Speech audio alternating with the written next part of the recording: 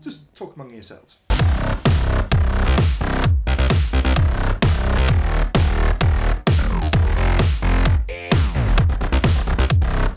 Welcome! Yo, so this episode we've kind of been rummaging around in Netflix and trying to find out like some good genre stuff. I was going to call it something like Netflix and Kill, but somebody else has already got that. Then I thought Stream and Stream Again.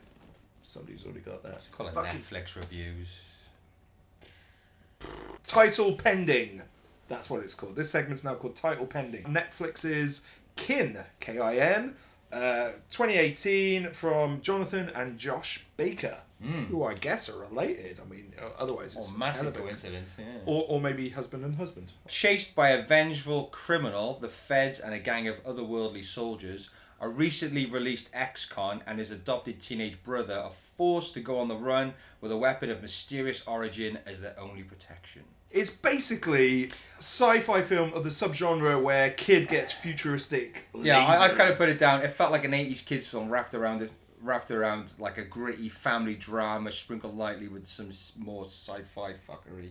Oh no, I would agree with that. It was yeah, okay, right, before we get into the overall thoughts. The score, I really dig the score. Very Jerry Goldsmith kind of score, really kind of gripped me.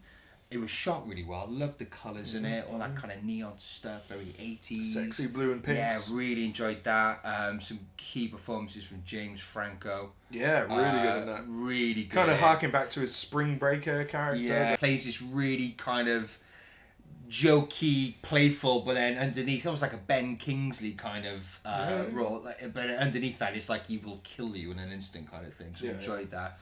And of course, Dennis Quaid, who's just brilliant. Still alive. And he plays a really good, stoic, hard-working dad who's got morals and values. And he's trying to, he's trying to keep his kids on the right path. Yeah. So I loved all of that. That was fantastic. The lead kid in the film, I think it's down to poor direction, but he just felt a little redundant at times. He didn't really like. It was a bit of a non-entity. Yeah, there were some moments in the film which I think required a lot more kind of reaction to, particularly like a kid witnessing all this kind of otherworldly post-war kind of bodies everywhere. It didn't seem to kind of react the way which I thought might have had a bit of depth to the character. And then what I really didn't like about the film was it felt like a gritty film drama. And then directly parallel to it, they were trying to incorporate this sci-fi film, and it didn't gel. It just, I actually, midway... They were kind of running parallel to each other. It was like midway through, I thought, oh yeah, that gun. He's got that, this weird gun. So, definitely. That kind of really kind of ruined it for me a little. Well, I'm going to be slightly more generous, right? I'll agree. They didn't the two kind of films didn't really intertwine until the last 5 minutes. But I love both films. So I love the road movie with the two adopted stepbrothers. I thought that worked really well. I thought that played really nicely. I was totally on board with all of that. I thought there was a good dynamic to that. The family stuff, great. The sci-fi element, I love the concept of it, but like you say, they didn't really manage to integrate it well. From a performance point of view either. It was you had a couple of moments where the kid was like hidden in like the motel bedroom and he was like looking at the gun, and there was a certain amount of actual joy in terms of like oh my god, this is so cool, this is like an Xbox kind of thing. That was all done well, but any sort of more heavy lifting, I don't know whether it was direction or editing choices or just performance, that didn't really come across. You had the ending, which was a bit of a twist ending, really. I mean, it kind of built upon, obviously, stuff they hinted at. It almost felt like an afterthought. Which clearly it wasn't. Yeah. But it almost felt like, it's like, oh yeah, shit, yeah, we've kind of gone, we've really invested in this gritty family drama. Yeah. Let's not forget about these two people from another world trying to get the gun back, and let's try and make that make sense. Why it's relevant to this kid almost. But that was it, because they were like kind of chasing along. But there was no points at which they really No. Like, they weren't, like, running 10 steps behind or whatever. So you didn't kind of, like, see them catching up with characters which the main characters had seen earlier in the film. You didn't even do that. So it was pretty much, like a beacon or whatever. So it was, like, from A to B, and then, B happened to be the last 10 minutes of the film. I quite like the concept, but I think it comes down to the whole subgenre of the films. And I got a couple of other examples. Like, when I saw, like, the synopsis on Netflix for it, I was like, ooh, they've done another kid finds a futuristic weapon movie. So there's Laser Blast from, like, the late 70s, which, again, is kind of like this disaffected youth in, like, southern states of America, finds a laser weapon left by aliens, and it basically turns him into a monster. It becomes a very simple monster movie, basically. Like, people keep on trying to do this idea of, like, the idea of putting, like, the ultimate weapon in the hands of an innocent and what would happen. So that's one way of doing it, was like, it becomes a basic monster movie.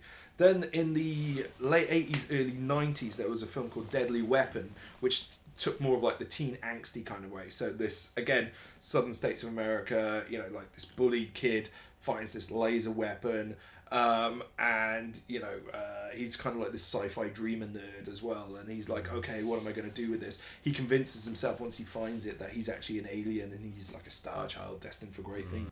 So this one, again, they kept on trying to do it, so this kind of time, they don't know what to do for like 90 minutes of the film, and so they've got this other great story, so they've kind of plugged on this road movie,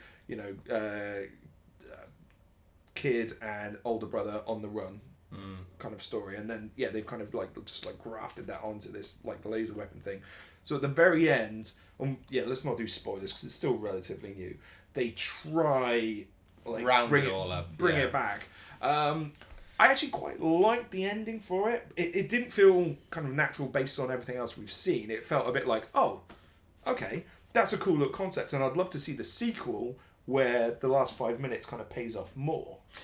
I just think, like, I don't want to give any spoilers away, but the reasons why they came, the reason why it's that boy, the reason they give, that needed to be... That's not set up anywhere before that 5 minutes. There's nothing to that, and that's like, oh, that's cool. Yeah, it's a cool idea, but they just didn't see it earlier in the film. Yeah, there was nothing to it. Like, so, and there was a couple of flaws within the storylines. The way. Yeah, go and say it. I can always. All right. Okay. So obviously, Dennis Quaid's character dies. The father dies, and then I know obviously the son who's responsible, kind of like tries to forget about it, goes on a binge and with all the money and all that kind of stuff. I get that, but there was no real. I would have liked to have seen a bit more depth to that character, and more of him struggling with the death of his father, because he's not a psychopath, the brother. Yeah, he's not a psychopath completely, and he is trying to like move on and with the money. I kind of chalked that up to him just being a fuck up. And I quite like that. Whatever he does, he keeps on fucking up. He gets out of prison, he survives prison. But again, there's no... Yeah. Dennis Quaid was just almost forgotten about. It was kind of like, oh, right, yeah. Yeah. It was poor. And I think the reason why is because of what they tried to do with the whole film and have all this, sci-fi stuff and gritty drama stuff. It was too much. It was too much to try and do it all. And it did...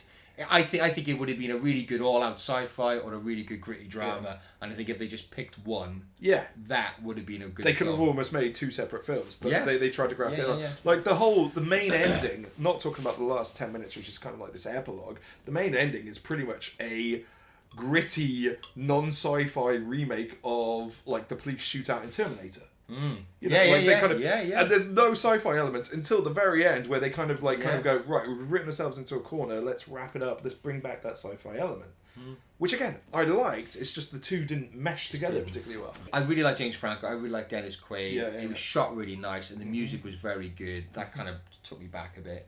I'll give it a 6. It was just a bit better than okay. I'm going to give it a 7 because they attempted it. They might not have achieved everything they set out for, but they did attempt to do, they were attempting to do a sci-fi thing with kids with lasers, which I love. Oh, yeah.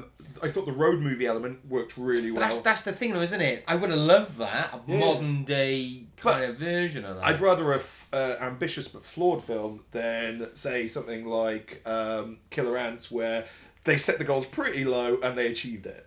Like, that's a solid 6 out of 10. I enjoyed it. Yeah. It didn't kind of, there were no bits of it that like wowed me or blew me with the concept, right? Kin at least attempted. Those titties, Jim. Okay, concept. So, in terms of films we'd recommend, so I kind of mentioned the two. Laser Blasts, early Full Moon kind of film, and Deadly Weapons, again, I think that was Full Moon. Actually, Laser Blast might have been Empire Pictures, depending on the timeline. But check those out. You know, again, it's the kind of kids get hold of, you know, insanely powerful weapon and what comes out of that. Maybe Flight the Navigator. It's not a weapon he's in charge of or taking over, but it's an otherworldly technology. Yeah, he's got this at his disposal. Solid. Yeah. Sounds like nice. Okay.